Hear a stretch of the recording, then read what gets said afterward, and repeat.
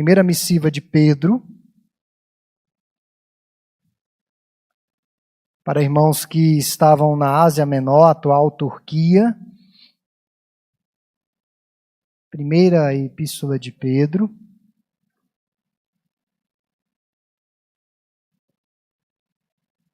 Funcionou.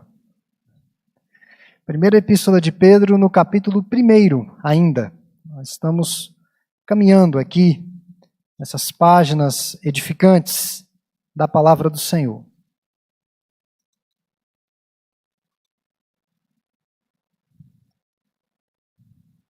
Antes da leitura, vamos orar. Amado Deus, rogamos que a Tua palavra venha ao encontro dos nossos corações, que possa nos confrontar, que possa nos consolar, que possa nos encorajar, que possa, sobretudo, ó Deus, cumprir os Teus propósitos para as nossas vidas essa noite.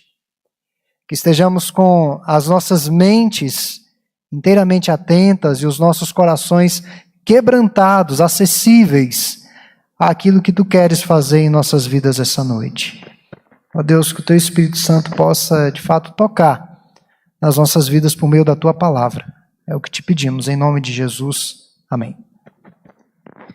Então, irmãos, 1 Pedro, capítulo 1, no verso 6 até o verso 12, nos diz assim: Nisso exultais, embora no presente, por breve tempo, se necessário, sejais contristados por várias provações, para que, uma vez confirmado o valor da vossa fé, muito mais preciosa do que o ouro perecível, mesmo apurado por fogo, redunde em louvor, glória e honra na revelação de Jesus Cristo, a quem não havendo visto amais, no qual não vendo agora, mas crendo exultais com alegria indizível e cheia de glória, obtendo o fim da vossa fé, a salvação da vossa alma.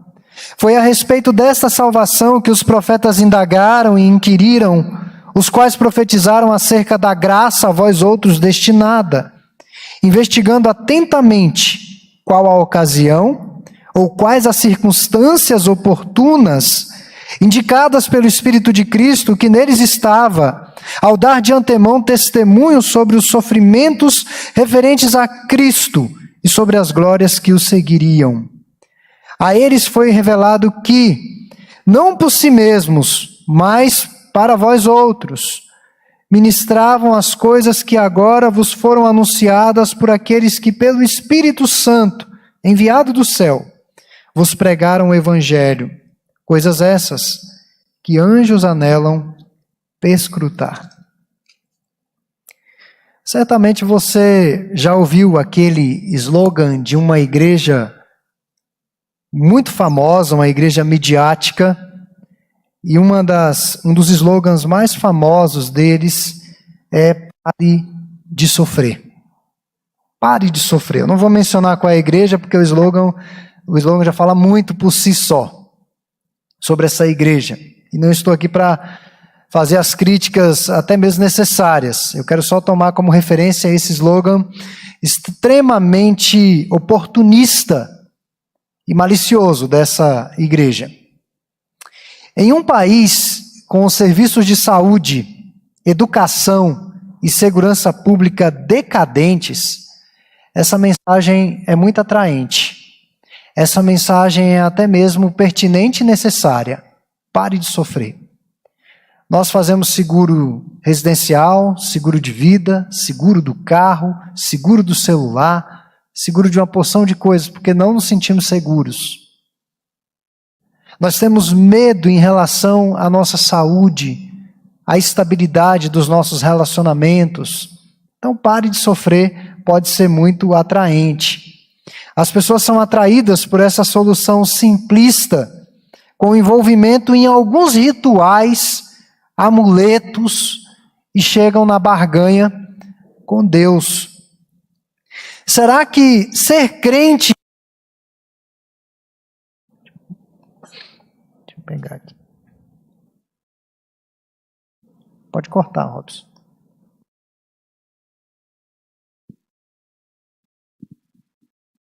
Senão vai ficar cortando o som e vai prejudicar. Mas será que ser crente resolve todos os nossos problemas? Sinceramente, irmãos, será que ser crente significa parar de sofrer nessa vida temporal? É óbvio que não. João capítulo 16, verso 33, Jesus diz: no mundo passais por muitas aflições, mas tende bom ânimo porque eu venci o mundo. Ora, se até Jesus padeceu e sofreu, imagine nós, meros mortais, humanos, caídos, que estamos num processo de redenção pelo Espírito Santo. Neste mundo, continuaremos sofrendo até o último suspiro. Até o último suspiro nós iremos sofrer. Na família, eu tenho acompanhado o drama da avó da Carol, assim, à distância, por conta das atividades aqui, mas volta e meia eu vou lá ver o drama, num câncer em fase terminal. Até o último suspiro, sofrimento. Sofrimento. A Bíblia não promete pare de sofrer. Isso é uma mentira, isso é um engodo. A Bíblia não promete isso.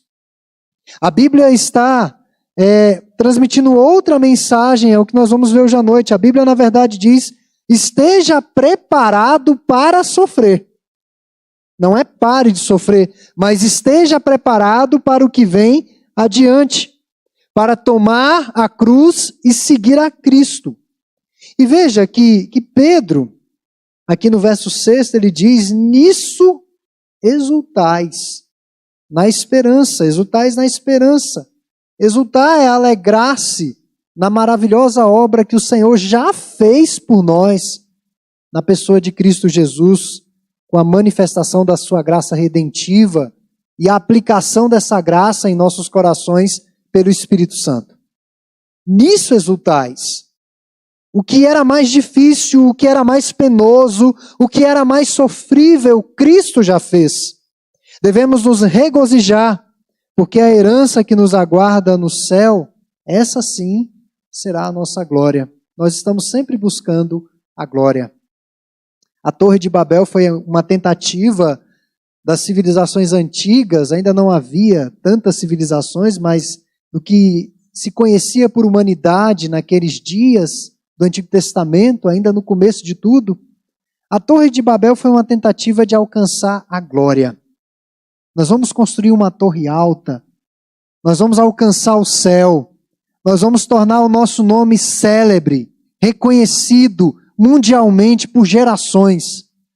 E Deus frustrou os intentos dos corações daquelas pessoas. E ali nós vemos o início das civilizações com a quantidade de línguas diferentes que temos no nosso mundo.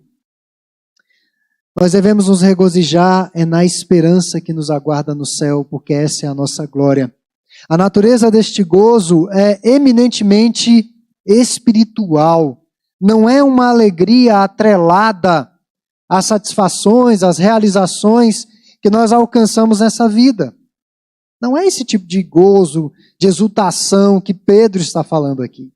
Certamente você já teve momentos na sua vida de extrema realização e de alegria. Seja quando você termina um curso, uma faculdade, uma pós-graduação, quando você compra um imóvel, quando você compra um carro novo, quando chega o primeiro, o segundo, o terceiro. É bom parar pelo terceiro, mas se quiser tem mais filhos. Você fica muito feliz, muito alegre, mas é uma alegria efêmera, passageira. E percebam que todas as alegrias que nós temos nesse mundo demandam um custo, um preço que nós pagamos. O preço muitas vezes é alto. Pedro não está falando dessas alegrias temporais. É uma alegria para além desta vida. Portanto, é uma alegria também para além das provações que nós estamos passando. Alegria não é a ausência de dor, mas a presença de Deus. É isso que Pedro está falando aqui. Essa exultação é gerada por Deus. Portanto, não pode ser gerado por nada nesse mundo. Gosto demais de pamonha, gosto demais de empadão, gosto demais desses lanches da roça. mas são alegrias efêmeras. Passa tão rápido. Logo vou sentir fome de novo. Precisarei me alegrar de novo. Mas no momento é necessário que nós passemos por muitas provações. Muitas provações, é o que Pedro diz. A temática que nós vamos tratar essa noite: onde está Deus quando mais preciso dele? Onde está Deus quando eu mais preciso do Senhor? E à luz desse texto nós vamos tratar acerca de duas verdades. Duas verdades que o texto nos ensina. São várias verdades, mas eu quero destacar apenas duas. Não estou esgotando aqui o texto. A primeira verdade que eu quero destacar é que as provações visam refinar a nossa fé. Esse é um dos objetivos das provações. Versos 6 e 7, ele diz: nisso exultais, embora no presente por breve tempo, se necessário, sejais contristados, acometidos por várias provações, para que, uma vez confirmado o valor da vossa fé, muito mais preciosa do que o ouro perecível, mesmo apurado por fogo, redunde em louvor, glória e honra para a revelação de Jesus Cristo. O motivo central dessa epístola é o sofrimento e a aflição que haviam alcançado os cristãos na chamada diáspora. Eles estavam sendo perseguidos. Eles poderiam ser mortos a qualquer momento por causa da sua fé. Ainda hoje, no nosso mundo, existem cristãos que estão sendo perseguidos. Eu sempre recomendo um livro, Perseguidos. É um livro que fala da perseguição global a cristãos até o início desse século, em diversos lugares do mundo. Diversos relatos de pessoas que estão sendo mortas por causa da fé em Cristo. E naquele tempo isso era generalizado. A epístola é uma correspondência, na verdade, de consolo, de encorajamento, de conforto, lembrando aos leitores da esperança futura que os aguardava. Hoje, nós podemos ver a vida como uma escola que Deus está usando para nos treinar para a eternidade. Tudo que nós vivemos aqui é um treinamento para a eternidade. Na verdade, as provações são os livros didáticos de Deus. É a verdadeira escola da experiência cristã. A experiência é mais difícil do que essa experiência de provações, é mais difícil do que a tarefa que os professores nos deram, ainda nos dão para muitos aqui. Porque as provações primeiro dão o teste. Vem primeiro o teste, no final que vem a lição. Deus está nos testando, Deus está nos provando, e ao final nós aprendemos as lições, aplicamos as lições. Nós não compreendemos tudo o que está acontecendo na nossa vida. E talvez não venhamos a compreender até o nosso último dia de vida aqui. Mas nós vamos aprendendo algumas lições ao longo da jornada.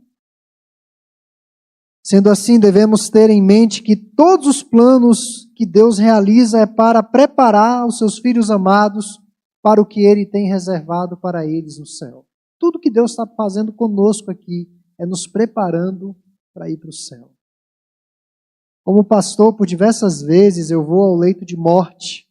Irmãos que estão já desenganados e percebem que os seus dias estão terminando neste mundo. E por diversas vezes eu ouvi irmãos em leito de morte dizerem o seguinte: pastor, eu estou pronto. Eu estou pronto para ir. Eu estou preparado. Compreenderam que tudo que Deus tinha para fazer na vida deles, preparando-os para a eternidade, Deus já havia feito. Podemos suportar os golpes da vida se estivermos ancorados adequadamente na rocha, que é Cristo Jesus. Não importa quão fraca pareça a nossa fé. Por vezes ela é fraca. Quando estamos ancorados nas promessas infalíveis da palavra de Deus, podemos resistir até mesmo o sofrimento mais difícil. Até ao sofrimento mais difícil. Na pastoral desse domingo eu coloquei isso aqui para os irmãos. Um dos pontos da pastoral é que o amanhã trará os seus cuidados. Nós não conseguimos imaginar e atravessaremos por situações tão difíceis. Quando você pensa numa doença grave, quando você pensa na perda de alguém querido, quando você pensa na tragédia, eu não tenho forças para suportar. E de fato, hoje nós não temos forças para suportar. Porque as forças que Deus nos deu foi para o dia de hoje, para as situações do hoje, para o momento em que nós estamos vivendo. Amanhã talvez Deus tenha de nos dar mais forças ainda. E aos crentes mais experientes e que já passaram por tantas provações intensas, esses crentes sabem muito bem o que eu estou falando. Se você faz uma retrospectiva e olha para trás, você pensa, puxa, eu não teria condições de passar pelo que eu passei com as minhas próprias forças. Foi Deus. Deus quem me sustentou. Talvez se eu percebesse as aflições que eu já passei há um tempo atrás, tendo condições de ver o futuro, eu teria desistido até da vida. Mas Deus foi me dando forças a cada passo, a cada momento. Nós nos lembramos de Daniel e de seus amigos que, apesar de estarem praticamente plantados em Babilônia, seus corações e mentes estavam firmemente empenhados nos absolutos de Deus. Em meio a uma geração pagã, uma sociedade pagã, eles se mantiveram firmes e não retrocederam nem mesmo diante da realidade da morte. E por que Deus permite que passemos por provações? Para testar a nossa fé. Eu penso que biblicamente essa é uma das respostas que nós vamos encontrar para um dos motivos do nosso sofrimento. Deus está testando a nossa fé. É o que Pedro fala aí no verso 7. O comentarista bíblico Warren Wiersbe, um pastor reformado do século passado, norte-americano, certa feita escreveu o seguinte: uma fé que não pode ser testada, não pode ser confiável. Uma fé que não pode ser testada, não pode ser confiável. E Pedro fala que as provações são temporárias, necessárias e variadas. As provações são temporárias, irmãos. Graças a Deus, as provações não duram uma vida inteira, a eternidade inteira. Pedro chega a dizer que é por um breve momento. Ele usa a mesma linguagem que Paulo aos Coríntios. A nossa leve e momentânea tribulação, ele fala que por um breve tempo nós vamos passar por muitas provações. Quando Deus permite que seus filhos passem pelo forno, Deus mantém os seus olhos fixos no relógio e a sua mão sobre o termostato. Nós não seremos consumidos pelo fogo das provações. As provações também são necessárias. As provações são necessárias para refinar a nossa fé. Infelizmente, a maioria de nós aprende mais sobre a misericórdia, sobre a bondade, sobre esse Deus grandioso, quando está passando por dor e por sofrimento. Porque as alegrias nos distraem. As alegrias muitas vezes tiram o nosso foco. Nós não sabemos muitas vezes lidar com o momento de celebração. E é geralmente na dor que nós procuramos a Deus. É geralmente na dor que oramos mais. É geralmente na dor que lemos mais a Bíblia. É geralmente na dor que nos concentramos mais na busca ao Senhor. E um comentarista bíblico, Bill Hybels, ele escreveu certa feita o seguinte: se não aprendemos nada com as tempestades dessa vida, então a tragédia será ainda maior. Se após uma tempestade eu não aprendi absolutamente nada, eu não apliquei nada à minha vida, não mudei aquilo que precisava ser mudado, isso é uma tragédia ainda maior. John Piper, eu não sei se foi o John Piper, agora eu não me lembro qual foi o autor, mas tem um livro que foi lançado até no português, um livro com um título assim que não atrai muitos leitores. O livro diz o seguinte, o título do livro: Não desperdice o seu câncer. Não desperdice o seu câncer. É justamente para tirar as lições de Deus das provações que nós estamos sendo submetidos, atravessando. Então as provações se fazem muitas vezes necessárias. São necessárias. As provações são variadas. Os problemas vêm de muitas formas. A palavra grega traduzida por variadas significa multicolorida. Mais tarde, Pedro vai usar essa mesma palavra lá no verso 10 do capítulo 4 para a multiforme graça de Deus. Então, assim como os nossos problemas são diversos, a graça de Deus também é diversificada. Não há nenhum problema que a graça divina não possa sobrepor. Não há nenhum sofrimento que seja maior do que as consolações de Deus. Não há nenhum sofrimento que dure uma vida inteira e que seja superior ao encorajamento que Deus nos dá. A graça de Deus é suficiente para cada aprovação humana. Verso 7 fala do valor da fé. A Bíblia tem muito a nos ensinar a respeito da fé. Nós somos salvos mediante a fé, andamos pela fé. O autor aos Hebreus, no capítulo 11, verso 6, ele afirma que sem fé é impossível agradar a Deus. Por isso Pedro contrasta a fé com o ouro. E segundo ele, a fé é mais preciosa do que o ouro, porque o ouro é perecível e a fé não é perecível. Além disso, o ouro pode ser roubado, o ouro pode ser perdido. A fé, por outro lado, garante acesso. A fé nos garante acesso à nossa herança, que não está sujeita às intempéries terrenas. E algo importante de salientarmos aqui, Apocalipse capítulo 21, verso 18, e fala isso de forma extremamente intencional. As ruas da Nova Jerusalém serão pavimentadas com ouro.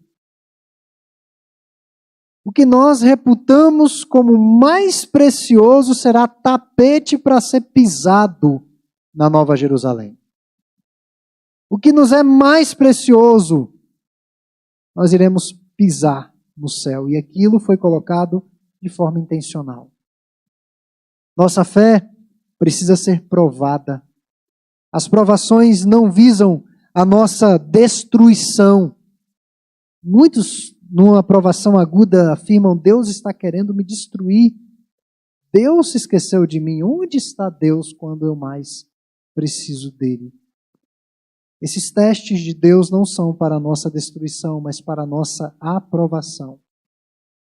Percebam aí, irmãos, que ele fala, uma vez confirmado.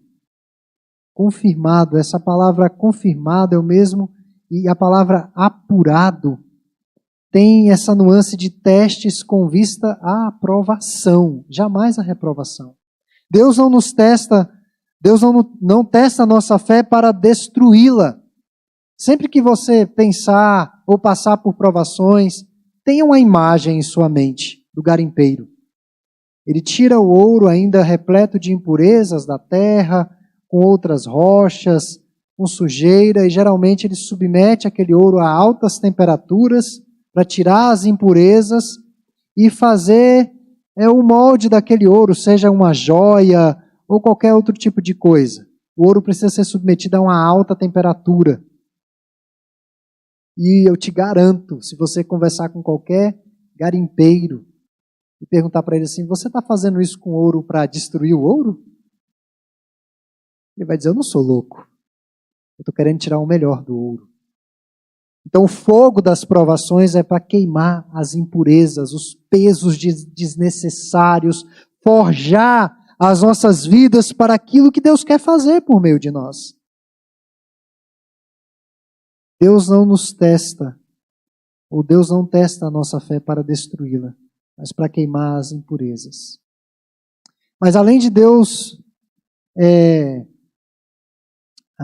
mas além das provações refinarem a nossa fé, uma outra lição que nós aprendemos aqui é que Deus efetivamente está conosco nas provações. Percebam aí, do verso 8 adiante, ele fala aí no verso 8: a quem não havendo visto amais, o qual não vendo agora, nesse tempo de provação intensa, mas crendo exultais com alegria indizível e cheia de glória, obtendo o fim da vossa fé, a salvação da vossa alma. Verso 10 até o 12, ele vai falar da realidade da salvação na vida dos eleitos, daqueles que foram chamados pelo Senhor. Como perceber a presença de Deus nas provações? É aqui que está um ponto difícil para muitos. Como perceber que Deus está conosco quando está doendo? Primeiro, olhando para o Salvador com amor. É o que ele fala aí no verso 8. A quem não havendo visto, amais. Os cristãos a quem Pedro escreveu não eram discípulos pessoais de Jesus, eles não haviam visto a Jesus. Eles não conheceram pessoalmente Jesus. Mas eles amavam o Senhor. A quem não havendo visto, amais. Uma pessoa cega de nascimento não consegue compreender a luz do sol do meio-dia. Por mais que você tente explicar, você que enxerga, mas eles não vão compreender esse fenômeno da luz do sol do meio-dia. Porém, aqueles que enxergam, têm esse privilégio, sabem que não existe nenhuma luz artificial que se compare à luz do sol. Não existe. Me lembro quando nós fomos trocar as lâmpadas aqui do templo, e eu guardei uma expressão que o empreiteiro disse. Ele falou assim, olha, as luzes que nós vamos colocar é igual à luz do sol. Eu fiquei rindo dele. Não existe uma luz igual à luz do sol. Nem uma luz artificial. Nós sabemos exatamente como é a luz do sol. Quando ela vem, ela ilumina tudo, absolutamente tudo. Então, para nós que enxergamos, a luz do sol é inconfundível. Nós simplesmente percebemos a luz. Nós não precisamos raciocinar sobre ela. As pessoas que estavam cegas para a verdade de Deus, quando são impactadas pelo Evangelho e têm suas vidas mudadas mediante a pregação e a ação do Espírito Santo, passam a perceber essas realidades espirituais. Isso que Pedro está descrevendo aqui, do verso 10 até o 12. Isso faz sentido. Isso faz diferença no dia das provações. O nosso amor por Cristo não é baseado em visão física que não vemos. Nosso amor por Cristo está fundamentado em nossa relação espiritual com Ele e com o que a sua palavra nos ensina a respeito dele. O reverendo John MacArthur, um pastor batista norte-americano dos nossos dias, disse o seguinte: é preciso ter a natureza de um artista para realmente apreciar e amar a arte. Você vai a uma exposição de arte com aqueles quadros rabiscados, se você não entende de arte, para você serão apenas rabiscos. Você não vai conseguir apreciar o valor da arte. John MacArthur prossegue, ele diz, é preciso ter a natureza de Deus para apreciar e amar o Senhor Jesus. É preciso ter a natureza dele, do Senhor Jesus, para amar a Deus de todo o nosso coração. A quem não havendo visto, amais. Como eu posso perceber a presença de Deus no dia da provação? Olhando para o Salvador com fé, algo que nós já falamos aqui, no qual não vendo visto agora, mas crendo. Devemos viver pela fé e não por aquilo que estamos vendo. A fé, numa linguagem contemporânea, é caminhar, é prosseguir a despeito das evidências. É crer apesar das circunstâncias desfavoráveis, é esperar independente dos nossos sentimentos. Fé não está ligada a sentimentos. Fé está ligada à convicção. Eu sei em quem tenho crido. Fé significa entregar tudo, absolutamente tudo a Deus e obedecer a sua palavra, a despeito de circunstâncias, consequências. sentimentos. As tragédias devem nos levar a uma fé mais profunda e duradoura em Deus como única âncora que pode nos manter firmes durante os vendavais. Charles Spurgeon, pastor batista do século XIX, costumava dizer o seguinte: uma fé pequena levará sua alma para o céu. Muitas vezes temos uma fé pequena. Ela poderá nos levar. Claro que quem leva é Cristo, mas é uma fé pequena em Cristo. Mas uma fé grande trará o céu para a sua alma. É diferente. Uma fé pequena será suficiente para você suportar a vida. Você vai chegar do outro lado do rio. Mas uma fé grande em Cristo trará o regozijo celestial, as realidades espirituais para o seu dia a dia. E isso vai fazer uma enorme diferença no seu período de peregrinação por esse mundo. Por isso que Pedro fala que nós podemos nos alegrar no sofrimento. É um contrassenso. Nós podemos ter a alegria da salvação em meio ao nosso sofrimento. E essa alegria não é porque estamos fora de contato com a realidade. Muitos veem o exercício da fé, o culto a Deus, como um momento de extravasar suas emoções, de se derramar, de ter um afago psicológico. Definitivamente não. O culto é um serviço a Deus, nós somos criados para louvá-lo. E se eu estou cultuando a Deus movido por sentimentos, vai ter dia que eu não vou querer louvar a Deus. Tem dia que você não quer trabalhar, tem dia que você quer ficar quieto, tem dia que você, se for levado pelos seus sentimentos, não. O culto é um serviço, é uma ordenança que nós temos de prestar ao Senhor. Aqueles que compreendem isso sabem dos benefícios de se participar de um culto a Deus, de louvá-lo. Quando Deus recebe o nosso culto, a nossa adoração, nós encontramos alegria nele, a verdadeira alegria nele, mesmo passando por provações. Então, essa fé está direcionada a uma esperança viva, uma herança permanente, a consciência da proteção divina, uma fé que se desenvolve, um livramento garantido para aqueles que confiam no Senhor. Então essa noite eu falei sobre onde está Deus quando nós mais precisamos dele.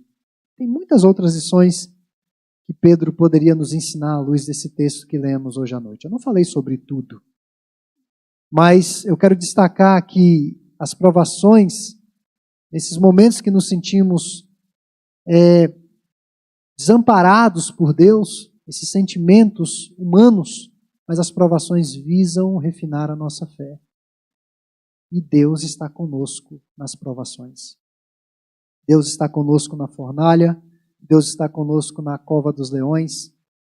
O único ser humano, eu diria Deus homem, que experimentou o desamparo de Deus foi Cristo na cruz. Ele foi o único ser humano que experimentou o desamparo de Deus na cruz. E clamou: Deus meu, por que me desamparaste? Período de intenso sofrimento e intensa dor. Mas nós podemos ter certeza que Ele estará conosco todos os dias, embora não o vejamos. Não é necessário vê-lo. Nós sabemos que Ele está conosco. Quero compartilhar um conto. Quero deixar claro que não é uma história real, mas eu julguei pertinente para o encerramento dessa mensagem. O teólogo norte-americano do século passado, Warren Wiersbe, contou essa história com E. Um certo homem havia recebido uma missão de Deus, e a missão que ele recebera de Deus era empurrar uma grande pedra durante todos os dias da vida dele. Ele tinha que empurrar uma grande pedra.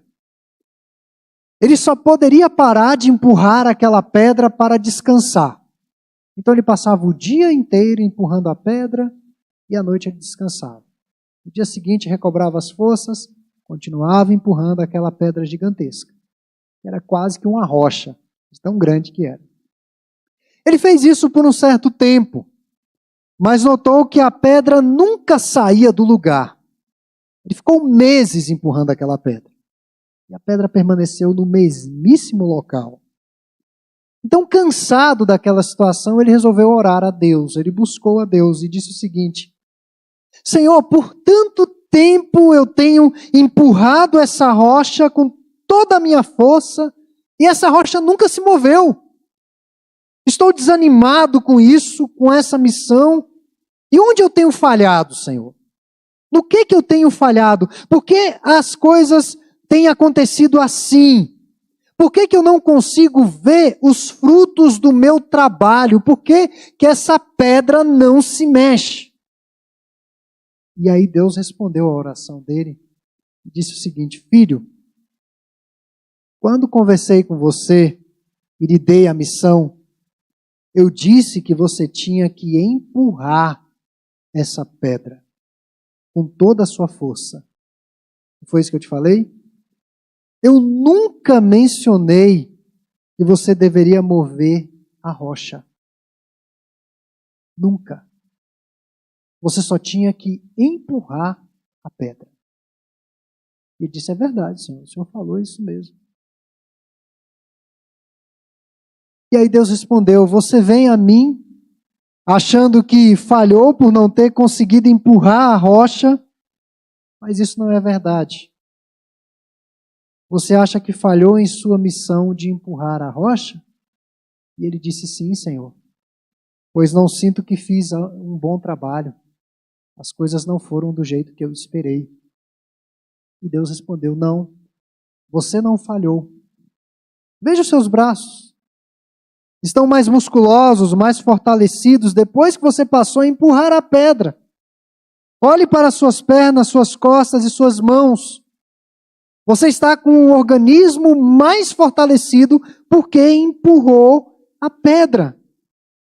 O meu propósito era te fazer mais forte do que mover a rocha. Era te tornar mais forte. Porque quando for necessário mover a rocha, eu vou mover a rocha, não você. E muitas vezes, irmãos, uma das lições que nós tiramos desse conto, nós queremos mover a rocha. Nós queremos resultado. Tem situações que são irreversíveis. Você vai ter de lidar com elas a vida inteira. Não existe crente sem cruz. Não pense que Jesus nos chamou para tirar férias, ir para uma colônia de férias. Todo cristão tem uma cruz ou mais cruzes para carregar. Mas não é nossa missão mover a rocha. Quem vai mover a rocha é Deus.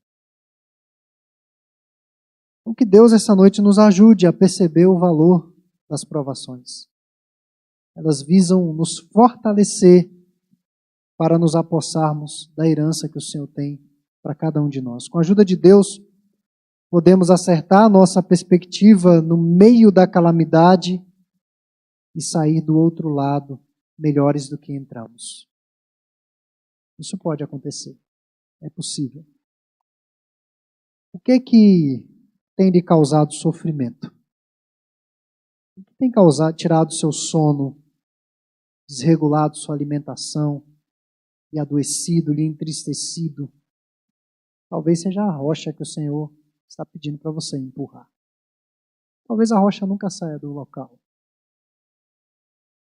Mas que Deus possa, irmãos, essa noite aplicar a sua palavra aos nossos corações.